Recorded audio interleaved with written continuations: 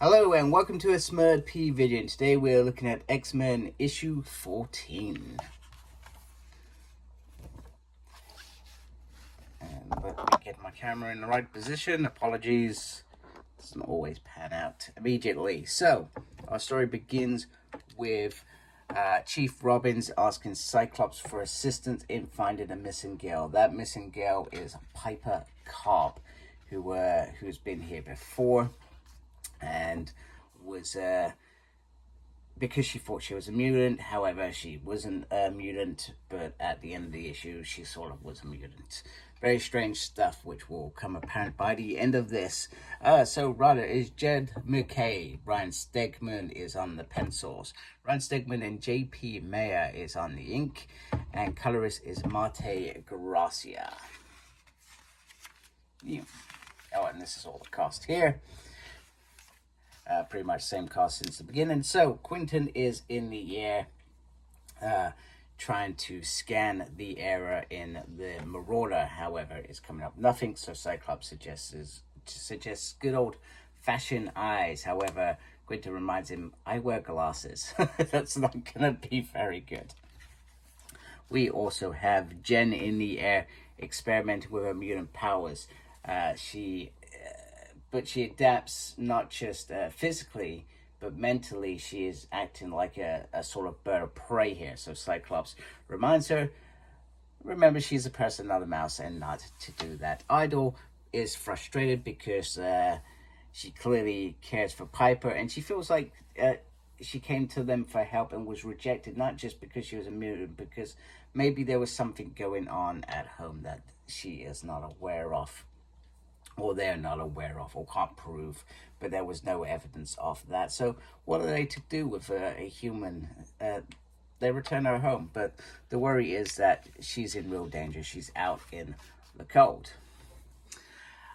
Meanwhile, Magneto is trying to, what's the word? Not manipulate Ben, try to get in with Ben, because the way he sees it, he has lost all control of his powers. Ben has a lot of power. So by getting him into a position of use, he perhaps used that to defend mutant kind because he has no real control of it. We also learn that, perhaps a little bit more about Ben, that he's Chinese American.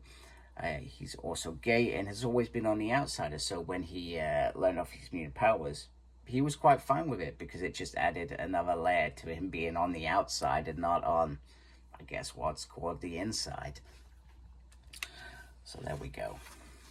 So we start learning about a character that has apparently put some side blockers on. However, if they carry on the same pattern, they will find him.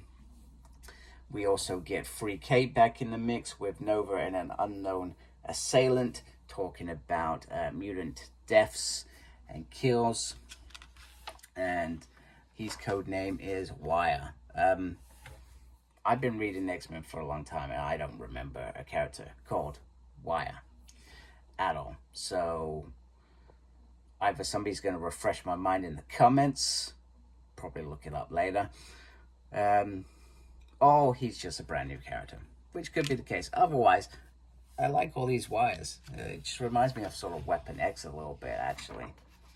So our young lady is going to the Acante with her, I was going to say her grotesque limbs. They're sort of like lizard limbs, which is why she can't feel the cold. Idol has enough. She can't wait around while Quentin and Jen investigate, so she goes flying out. Quentin tries to comfort her, but he's not very good at it. He's quite open. I'm not good at that stuff. To be fair, I'm not good at that stuff. So very similar probably to Quentin when it comes to comforting people. Anyway, it all goes wrong. Wyatt decides to fire on Quentin, but he releases the location of Piper to Idol before his ship is blasted down, and then it's all go, go, go, because it... Just get the page there. No, I haven't. it's all go. So nobody's able to communicate via the mind. So literally it's, let's get into the field.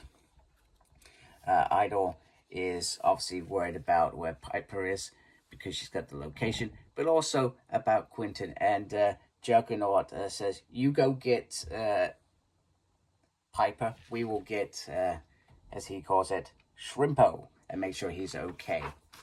And then, you know, I love this little bit. So they have a little bickering moment, similar to the first issue, where he's saying, not everybody's as mean, as tough as we are. Basically, that's what he's saying. So we've got to take that. If he's dead, you want her to see him being dead. And then we've got Idol with tears come down because she is clearly conflicted. And Liana's still cold as ever. Was like, whatever, let's just go save him, etc. Then Cyclops puts on a broadcast that it's all considered an attack. I just wanted to go back because no, it's the one. When I first looked at that picture, I thought I saw Cyclops, and I was trying to understand, why is Cyclops here still? Cyclops still in the base. He warns everyone to be on their guard. As far as we're concerned, this could be an attack. We need to be on our toes. Get prepared. So Idol finds Piper, and she's by the Acante, and she says, let me warm you up. And she realizes your physiology is different, you know, but you came up as not a mutant. And then she's told, that's what I wanted your friend to know, because I'm Piper's twin. She ate me. I don't know how that happened, or she absorbed her, one or the other. And I've been hidden in here, so I used other genes to confuse the test. So probably very similar to, I guess, Xavier Nova's story, where Xavier apparently noted evil. I don't understand how he would comprehend evil in the womb, but he did with his powerful mind, and decided to kill his twin. But she survived. So, yeah, that's a weird one. So very similar. This twin is survived, but with the Acante, she can create a new body, and she won't have to hide anymore. So and then you get Idol go, what the hell?